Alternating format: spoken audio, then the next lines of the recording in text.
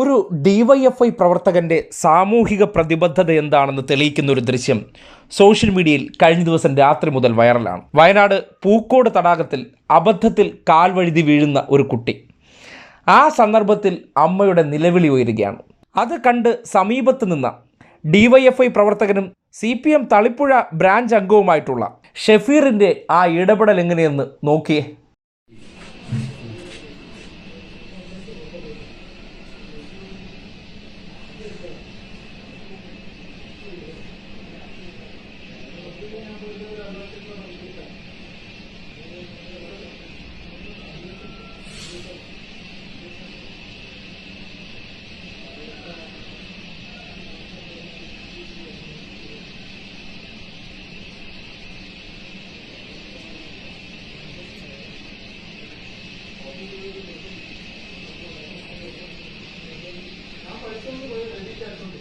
കണ്ടോ, ആ മാതാവിൻ്റെ വിളി കേട്ടതേ ഉള്ളൂ.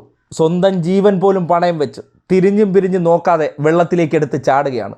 ഒന്നും നോക്കിയില്ല, വന്ന സ്പോട്ടിൽ വെള്ളത്തിലേക്ക് എടുത്ത് ചാടി ആ കുട്ടിയെ എടുത്തുയർത്തി അമ്മയുടെ കയ്യിൽ കൊടുക്കുകയാണ്.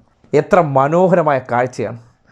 ആ സന്ദർഭത്തിൽ ആ മാതാവിൻ്റെ മനസ്സിന് കിട്ടിയ ഒരു ആശ്വാസം, സന്തോഷം, സമാധാനം, ഒപ്പം കൃതജ്ഞതയും, അത് ഉണ്ടാക്കി കൊടുക്കാൻ പറ്റിയ ഇടപെടലുണ്ടല്ലോ, അതിൻ്റെ പേരാണ് DYFI എന്നുള്ളത്. വേണമെങ്കിൽ അടുത്തു നിന്ന് എന്തെങ്കിലുമൊക്കെ ചെയ്യാൻ പറ്റൂ എന്നുള്ള പരിശ്രമമല്ല, കണ്ടുടനെ രണ്ടും കൽപ്പിച്ചങ്ങ് ചാടുകയാണ്. വരുന്നിടത്ത് വെച്ച് കാണാം. ഇതാണ് ജനങ്ങൾക്ക് വേണ്ടി ഒരു സംഘടന ഈ നാട്ടിൽ ചെയ്തുകൊണ്ടിരിക്കുന്ന പ്രവർത്തനം.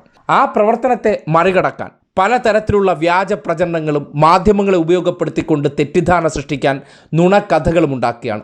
അതിനപ്പുറത്തേക്ക് ജനങ്ങൾക്ക് വേണ്ടി DYFI ആയിക്കോട്ടെ, CPM ആയിക്കോട്ടെ, അവരൊക്കെ ചെയ്യുന്ന പ്രവർത്തനങ്ങൾ എന്താണെന്ന് ആ ദൃശ്യം കൃത്യമായിട്ട് സംവദിക്കുന്നുണ്ട്.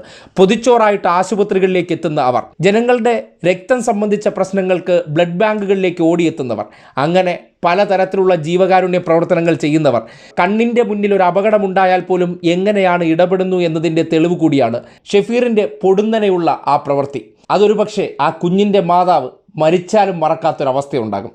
അത്രമാത്രം പ്രതിസന്ധിയിൽ, അല്ലെങ്കിൽ അവരുടെ ജീവൻ നഷ്ടപ്പെടുന്ന അതേ പ്രതിസന്ധിയിലേക്ക് പോകുന്ന ഘട്ടത്തിൽ ഒരു വ്യക്തി രണ്ടും കൽപ്പിച്ച് അല്ലെങ്കിൽ സ്വന്തം ജീവൻ പണയം വെച്ച് ഇതുപോലുള്ള പ്രവൃത്തി ചെയ്യുമ്പോൾ സ്വാഭാവികമായിട്ടും അവർക്ക് ഈ സംഘടനയിലുള്ളവരോട് ഒരു ആത്മബന്ധം ഉണ്ടാകാതിരിക്കുമോ? ഉണ്ടായിട്ടുണ്ടാകുമെന്നേ.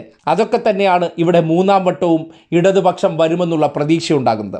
അതിനെ മറികടക്കാൻ വേണ്ടിയുള്ള പ്രവർത്തനങ്ങൾ നടത്തുന്നവർ തിരിച്ചറിയുക, നിങ്ങളുടെയോ നിങ്ങളുടെ ഒപ്പമുള്ള മാധ്യമങ്ങളുടെയോ സർട്ടിഫിക്കറ്റ് അല്ല, ജനങ്ങൾക്ക് വേണ്ടി ഇതുപോലുള്ള പ്രവർത്തനങ്ങൾ നടത്തിയ മനുഷ്യരുണ്ട്.